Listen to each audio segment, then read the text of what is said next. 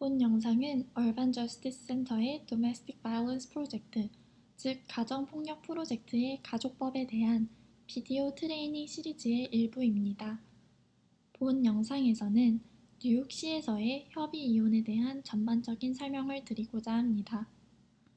따라서 법률 조언을 위한 영상이 아니므로 질문이 있으신 경우 변호사와 상담하시길 바랍니다. 먼저, 소송에는 다양한 종류가 있으며 각 법원에서는 다른 사건을 다룬다는 것을 아셔야 합니다. 뉴욕에서 가정법원은 다음과 같은 종류의 사건을 담당합니다. 양육권 및 방문권에 대한 사건, 아이를 키우기 위한 양육비 및 상대방을 위한 돈에 대한 사건, 가족법법 행위소송, 학대 및 방임에 대한 사건, 그리고 청소년 비행 및 핀스라고 불리는 청소년 보호 관찰 사건들이 가정법원이 담당하는 사건입니다. 다음으로 다루고자 하는 것은 대법원입니다. 일반적인 인식과는 달리 대법원은 뉴욕주에서 가장 상위의 법원이 아닙니다. 대신 대법원에서는 이혼 사건을 담당합니다. 이혼에 대한 것은 이혼에 대한 저희의 다른 영상을 참고해 주십시오. 세 번째로 다룰 법원은 통합가정폭력법원입니다. 즉, IDB에서는 형사사건 및 가족법 사건들을 다룹니다. 하지만 형사법이 포함되어 있다고 해서 모든 가정폭력 사건들이 IDB에서 다뤄지지는 않습니다. 지금까지 각 법원에서 다루는 사건들을 보았습니다. 그렇다면 이혼 사건의 주요 인물들에는 누가 있을까요? 이혼 소송에서의 당사자들을 피고와 원고라고 부릅니다. 원고는 이혼 소송을 신청하는 사람이고 피고는 이혼 소송을 당한 사람입니다. 피고는 이혼 소송에서 원고의 주장에 반박하고 답변을 할 수 있습니다. 예를 들어 알렉스와 찰리가 결혼을 하고 알렉스가 이혼 소송을 한 경우 알렉스가 원고, 찰리가 피고입니다. 그리고 찰리는 알렉스가 소송 중에 하는 주장에 대해 답변하고 반박을 할 수 있습니다. 다른 주요 인물에는 카운티 서기와 결혼 담당 서기가 있습니다. 뉴욕시에서는 두 서기가 대법원에서 근무하고 있습니다. 마지막으로 판사 및 재판관이 있습니다. 판사와 재판관은 이혼 서류를 검토하고 이혼 결과를 판단합니다. 이혼 서류 제출 전 몇 가지 신변에 관련하여 고려사항이 있습니다. 먼저 서류를 제출할 때에는 피고에게 반드시 통지해야 합니다. 피고는 원고의 주장에 대해 자신을 변호할 권리가 있기 때문에 서류 제출 사실을 피고에게 알리는 것은 중요합니다. 다음으로 가까운 파트너 관계에서의 폭력에서 가장 위험한 때는 생존자가 파트너를 떠나려 할 때입니다. 이혼은 파트너와 법적으로 분리될 수 있는 방법이기 때문에 이혼 서류를 제출할 때 특히 신변 보호에 신경을 써야 합니다. 마지막으로 주소는 기밀을 유지해야 합니다. 원고는 이혼 서류를 제출할 때 상대방에서 자신의 부모 주소를 알리지 못하도록 요청할 수 있습니다. 원고는 주소 기밀 유지와 사회보장번호 기밀 유지를 요청함으로써 자신의 주소와 사회보장번호를 상대방으로부터 비밀로 할 수 있습니다. 다만 주소 기밀 유지를 요청하는 것은 말 그대로 요청이지 반드시 주소가 기밀로 유지된다는 것은 아니기 때문에 유의하셔야 합니다. 따라서 법원이 주소 기밀 유지 요청을 들어주지 않을 시 어떻게 할지에 대해 미리 계획을 세워놓는 것이 중요합니다. 지금부터는 협의 이혼에 대해 말씀드리겠습니다. 이혼이 협의되었다는 것은 어떤 의미일까요? 누군가가 이혼을 신청할 때 법원은 이혼을 결정하기 전에 당사자들 간의 모든 문제가 해결되기를 바랍니다. 부부 사이에 있을 수 있는 문제들에는 부부 재산, 가계 부채, 배우자 생활비, 부부 사이에 아이가 있다면 아이의 양육권 및 방문권, 그리고 아이의 양육비 문제가 있습니다. 이러한 문제들에 대해 당사자들 간에는 협의가 돼야 하는 상황을 협의 이혼이라고 합니다. 협의 이혼의 경우 당사자들은 소송까지 가지 않고 문서를 통해서 이혼이 가능합니다. 반면에 이러한 문제들과 관련해 이혼이 협의가 되지 않는 경우 이혼을 하려는 당사자들은 법원이 결정을 내리도록 소송을 해야 할 수도 있습니다. 이러한 이혼 소송 과정은 협의 이혼보다 시간이 오래 걸리며 짧게는 몇 달, 길게는 몇 년까지 소요됩니다. 본 영상에서는 이혼 소송보다는 협의 이혼에 중점을 맞출 것이므로 이혼 소송에서 어떠한 사안들이 고려되는지는 다루지 않을 것입니다. 그렇다면 협의 이혼은 어디서부터 시작될까요? 이혼 과정은 부부 중 한 명이 거주하는 자치구의 대법원에 이혼 서류를 제출하면서 시작됩니다. 오로지 대법원에서만 이혼을 신청할 수 있습니다.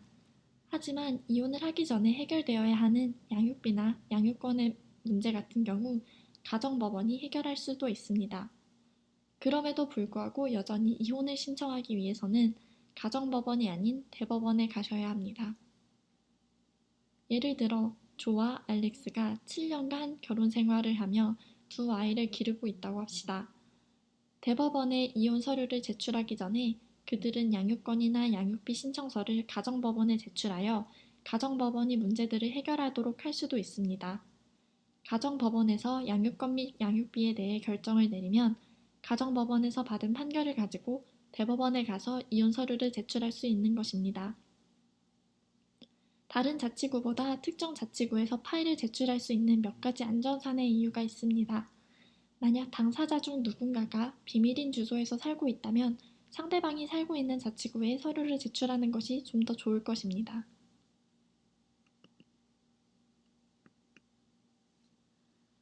그렇다면 누가 이혼을 신청할 수 있을까요? 당연하게도 법적으로 혼인한 사람들이 이혼을 신청할 수 있습니다. 즉, 법적으로 혼인 관계에 있지 않은 사람들은 이혼을 신청할 수 없습니다. 뉴욕주에서는 뉴욕주뿐만 아니라 다른 주 혹은 미국이 아닌 다른 나라에서 법적으로 결혼한 사람들 역시 이혼을 신청할 수 있도록 허락합니다. 하지만 이는 언제까지나 다른 주에서 혹은 다른 나라에서 신청한 당사자들이 법적으로 부부라는 것을 인정할 때에 가능합니다. 이혼은 언제든지 신청할 수 있지 않습니다. 이혼을 할 때에는 법률과 제한이 존재합니다. 먼저 이혼을 신청하기 전 최소 6개월간은 결혼 생활을 했었어야 합니다. 그리고 뉴욕주는 이혼을 신청하기 전에 충족되어야 하는 필수 거주 요건들이 있습니다. 이는 뉴욕주의 법원이 뉴욕주의 거주민들에 대해서만 판결을 내리도록 하기 위함입니다. 따라서 이러한 조항은 뉴욕주에 새로 이사를 왔거나 외국에서 온 사람들에게 영향을 줄 수 있습니다. 뉴욕주에서 이혼을 신청할 수 있는 경우는 다음과 같습니다. 먼저 한 당사자가 뉴욕주에서 2년 이상 거주해온 경우, 양 당사자가 현재 뉴욕주에 거주하고 있는 경우, 마지막으로 한 당사자가 현재 뉴욕주에 최소 1년 이상 거주했었으며 부부가 뉴욕주에서 결혼했었던 경우 혹은 한 당사자가 뉴욕주에서 최소 1년 이상 거주하며 부부로서 함께 뉴욕주에서 살았던 경우입니다.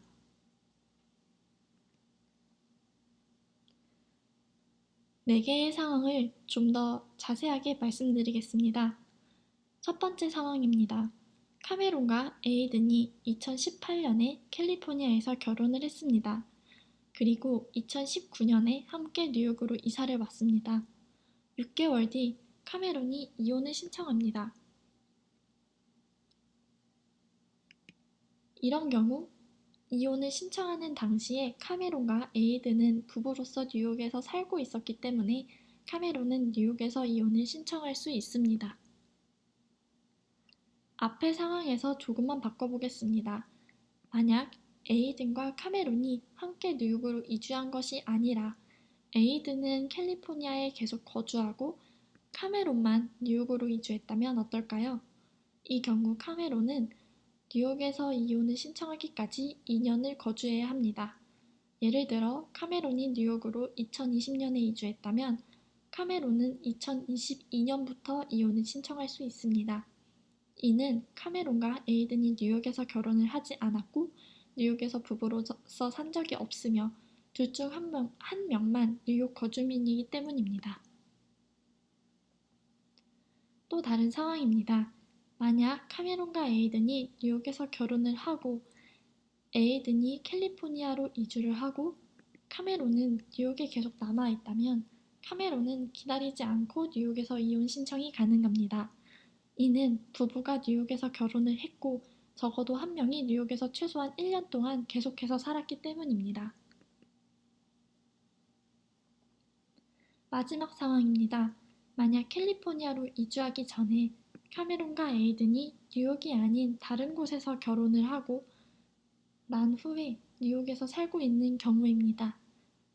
헤어진 후 카메론은 뉴욕으로 이주했다면 카메론은 뉴욕에서 1년 안에 이혼을 신청할 수 있습니다. 에이든이 뉴욕에 살고 있지 않더라도 뉴욕에서 부부로서 거주한 적이 있고 적어도 한 명이 뉴욕에서 최소 1년 이상 거주했기 때문입니다.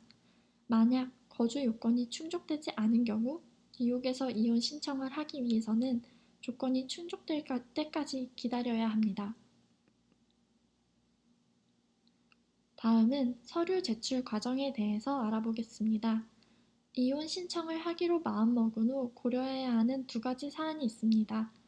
하나는 수수료 면제이고 하나는 주소를 비밀로 하는 것입니다. 이혼을 신청하는 데에는 돈을 지불해야 합니다. 협의 이혼의 경우 사건을 시작하는 데에 최소 $335가 듭니다. 인덱스 번호 및 사건 번호를 사는 데에 $210가 들고 최종 제출을 위해 추가로 $125가 듭니다. 인덱스 번호는 법원 데이터베이스에 사건을 표시하기 위해 필요합니다. 협의 이혼의 경우 원고가 보통 이 돈을 지불합니다.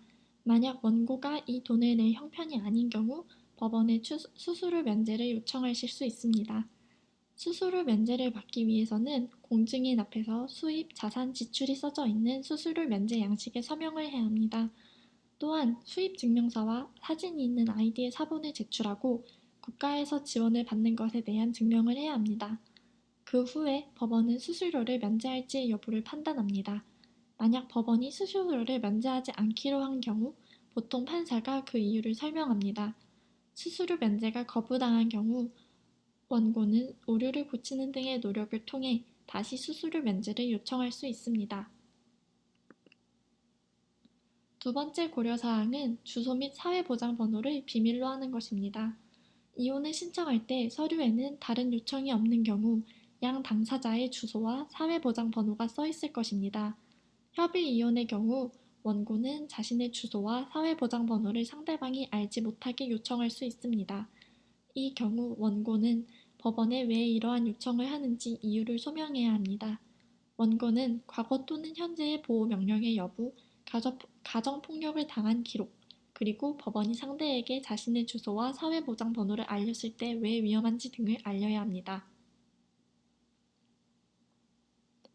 예를 들어 과거에 상대방이 원고의 개인정보를 이용하여 금전적인 이득을 취했다거나 현재 원고가 가정폭력 생존자들을 위한 장소에 머무는 경우가 이에 해당합니다. 원고가 비밀 유지 요청을 하는 경우 자신이 메일을 받을 수 있다는 다른 주소를 알려야 합니다. 원고가 이용할 수 있는 대체 주소로는 크게 세 가지가 있습니다. 첫 번째는 주 기밀 프로그램입니다. 이 프로그램은 알바니의 우편함에서 먼저 우편물을 받고 개인 주소로 다시 보내는 방식입니다. 주 기밀 프로그램을 이용하지 않는 경우 개인 우편 박스를 이용할 수도 있습니다. 하지만 이 경우 어느 우체국을 이용할지 잘 고려해야 합니다. 예를 들어 상대방이 쉽게 현재 위치를 눈치채도록 하는 현재 본인이 거주하고 있는 곳 근처의 우체국은 이용하지 않는 것이 좋을 것입니다. 마지막 선택지는 친구 또는 가족의 주소를 이용하는 것입니다. 이 선택지를 선택하는 경우 이 주소의 주인은 본인이 원고가 자신의 주소를 이용하는 것에 동의하였으며 자신이 우편함의 원고 앞으로 온 메일을 원고에게 전달할 것이며 원고가 주소를 바꾸는 경우 자신에게 알려주기로 했다는 것에 대한 서명서에 공증인 앞에서 서명해야 합니다.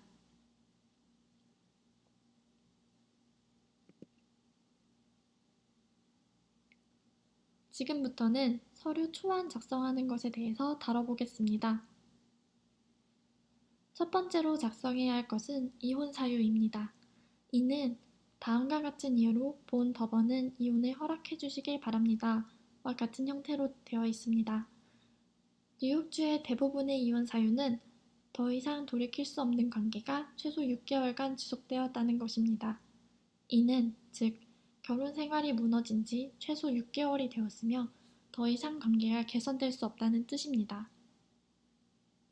6개월인 이유는 앞서 언급한 이혼을 하기 위해서는 혼인한 지 최소 6개월이 되어야 한다는 것과 일맥상통합니다. 물론 과실이 있는 이혼도 신청할 수 있습니다. 하지만 과실이 있는 이혼을 신청할 경우에는 이혼이 더 복잡해지고 상대방이 과실에 대해 반박을 할 수 있습니다.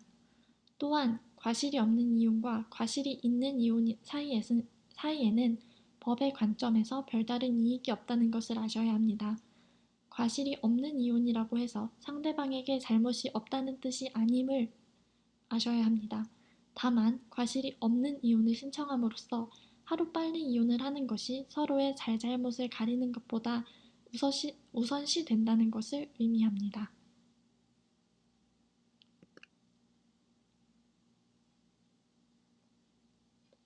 이혼 사유를 쓰는 것과 더불어 추가적으로 해결해야 하는 법률 사안들이 있습니다. 먼저 부부 재산입니다. 부부 재산이란 부부 관계 중 취득된 재산들입니다. 예를 들면 차, 집, 돈, 가구, 퇴직연금 등이 이에 해당할 것입니다. 누구의 명의로 되어 있는지는 관계가 없으므로 부부 생활 중 취득한 것이라면 부부 재산이라고 판단합니다. 쉽게 나뉘어지는 것들이 아닌 집이나 차같이 나누기 힘든 재산에 대해서는 이혼 서류에 누가 가질 것인지를 명시하여 추후의 혼란을 막을 수 있습니다. 뉴욕법에서는 퇴직연금 역시 부부재산이라고 판단합니다. 하지만 서로가 서로의 퇴직연금에 대한 권리를 포기할 수도 있습니다. 만약 상대방의 퇴직연금에 대해 권리를 주장하고자 하는 경우 그렇게 할 수 있으며 결혼 생활의 기간에 따라 일정 부분에 대해 권리가 인정될 수 있습니다. 다음은 가계부채입니다. 부부재산처럼 가계부채 역시 결혼생활 중 발생한 부채에 대해서 모두 책임이 있습니다. 예를 들면 카드빚, 대출 등이 여기에 해당됩니다. 부채가 누구의 명의로 되어 있는지는 관계가 없습니다. 이혼 후에까지 영향을 받지 않으려면 이혼 신청을 할 때에 각 가계부채가 누구 때문인지 명시하는 게 좋습니다. 다음은 생활비입니다. 이는 부부 중 돈을 더 많이 버는 사람이 돈을 덜 버는 사람에게 금전적으로 도움을 주는 것입니다. 생활비를 이혼을 신청할 때 요구할 수는 있지만 생활비가 반드시 이혼 과정에 포함되는 것은 아닙니다. 만약 생활비를 포함한다고 하더라도 영원히 생활비를 지급하거나 지급받는 것은 아닙니다. 예를 들어 생활비를 받는 기간이 결혼 유지 기간보다 길 수는 없습니다. 법원은 생활비를 지급해야 할지, 그리고 지급한다면 얼마나 오랫동안 지급할지 등 많은 것들을 고려하여 판단합니다. 법원이 고려하는 것에는 결혼 유지 기간, 당사자들의 나이, 당사자들의 현재 및 향후 자립 능력 등이 있습니다. 법원에는 사람들이 얼마나 많은 생활비를 받을 자격이 있는지 알 수 있도록 도와주는 온라인 계산기 양식이 있습니다.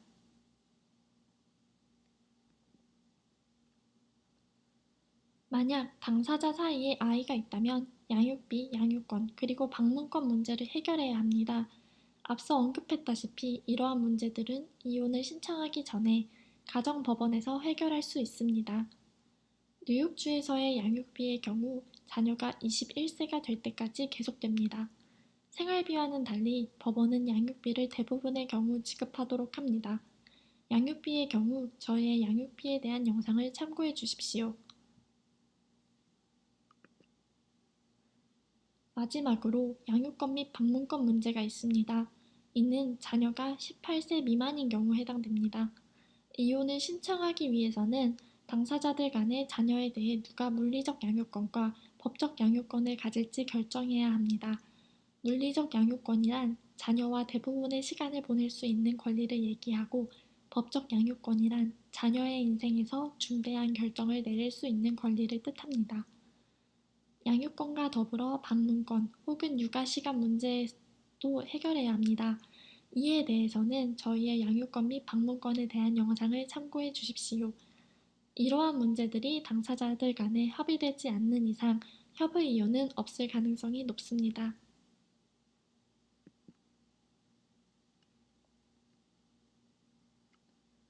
다음은 초기 서류를 제출하는 법입니다. 이혼 서류를 제출하기 위해서 원고는 카운티 서기의 사무실에 가서 다음과 같은 서류를 제출해야 합니다. 먼저 수수료를 면제받고자 한다면 수수료 면제 서류를 제참해야 합니다.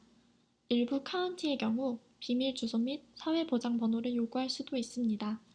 원고는 또한 통지서가 있는 소환장 또는 소환장과 검증된 고소장을 제출해야 합니다. 둘 중 무엇을 가져갈지는 원고가 결정할 수 있습니다. 통지서가 있는 소환장을 제출하는 것이 보통 소환장과 검증된 고소장을 제출하는 것보다 시간이 덜 걸립니다. 하지만 검증된 고소장을 처음 제출할 때 제출하지 않는다고 해도 결국엔 검증된 고소장을 이혼이 진행됨에 따라 제출해야 하므로 어떤 사람들은 처음부터 소환장과 검증된 고소장을 제출하기도 합니다. 원고는 또한 자동명령 통지서, 의료보장 지속에 관한 통지서, 생활비 지급 예시에 대한 통지서를 제출해야 합니다. 원고가 이러한 서류들을 제출하면 서기가 인덱스 번호를 지급할 것입니다. 만약 수수료가 면제 요청이 수락되면 원고는 인덱스 번호에 대해 수수료를 내지 않아도 됩니다. 하지만 수수료 면제 요청이 거절되는 경우 원고는 사건을 계속 진행시키기 위해 수수료를 내야 합니다.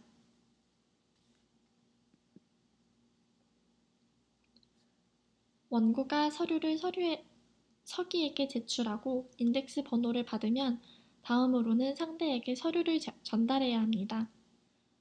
통지서가 포함된 소환장 혹은 소환장 및 검증된 고소장을 카운터 서기에게 제출한 후 120일 이내에 피고에게 서류 전달이 완료되어야 합니다. 이 밖에도 피고는 자동명령 통지서, 의료보장 지속에 관한 통지서, 생활비 지급 예시에 대한 통지서를 전달받아야 합니다. 자동명령 통지서는 이혼 절차 기간 동안 막대한 빚을 지거나 자산을 빼돌리거나 의료보험에서 배우자와 자녀의 이름을 빼버리는 것 같이 이러한 행동을 하는 것을 막기 위함입니다. 의료보장 지속에 대한 통지서는 이혼 후에는 상대 배우자의 의료보험에 해당되지 않는다는 것을 얘기합니다. 생활비 지급 예시에 관한 통지서는 원고가 생활비를 요청했는지에 여부와는 관계없이 피고에게 전달되며 법원이 생활비를 계산하는 방법을 알려줍니다. 만약 부부가 종교적인 결혼식을 했다면 원고가 서명을 하여 피고에게 진술서를 전달합니다. 이는 원고가 피고에게 그들의 종교 하에서 피고가 재혼을 하는 것을 허락한다는 진술서입니다. 만약 부부 사이에 18세 미만의 아이가 있다면 비양육권자가 가지는 양육비에 대한 책임을 얘기하는 서류도 동봉됩니다. 양육비 계산은 비양육권자의 수입, 18세 미만의 자녀들의 수 등을 고려합니다. 마지막으로 피고에 대한 진술서와 설명서입니다. 이는 피고가 이혼과 원고가 요구하는 조건에 동의하는 경우 서명을 하는 것입니다. 송달은 일요일에는 할 수 없으며 원고 이외에 18세 이상인 사람만 가능합니다. 만약 원고가 피고에게 서류를 송달할 수 없는 경우 원고는 추가 시간을 법원에 요청할 수 있습니다.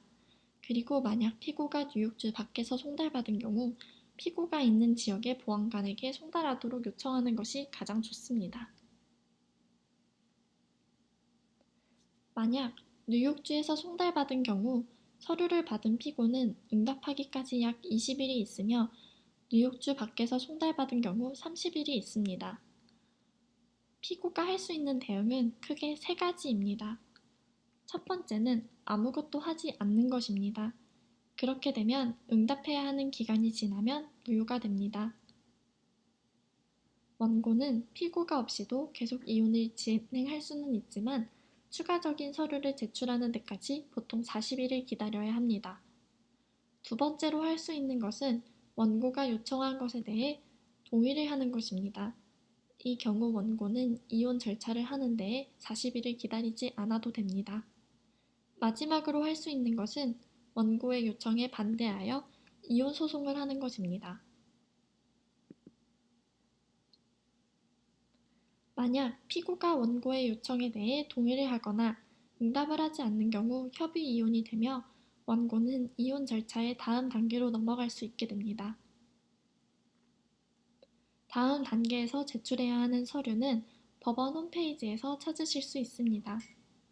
원고는 두 번째 양식 세트를 제출하면 판사 및 재판관은 검토를 하고 만약 오류가 있으면 원고에게 알려 문제를 해결하도록 합니다. 만약 원고가 응답을 하지 않는다면 사건은 그렇게 종결됩니다. 모든 오류가 해결되면 판사 및 재판관은 사실 및 결론 및 이혼 판결에 대한 결과에 설명하게 됩니다. 판결문에 서명을 하면 당사자들은 법적으로 이혼하게 됩니다. 하지만 이것이 끝이 아닙니다. 마지막 한 단계는 판사가 서명한 마지막 판결문은 다시 카운티 서기에게 가서 등록되어야 합니다. 그러고 원고는 카운티 서기의 사무실에서 검증된 판결문을 가져올 수 있게 됩니다.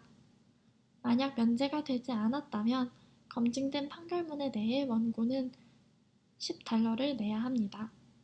그리고 난 후 원고는 Notice of Entry라는 서류를 제출해야 합니다.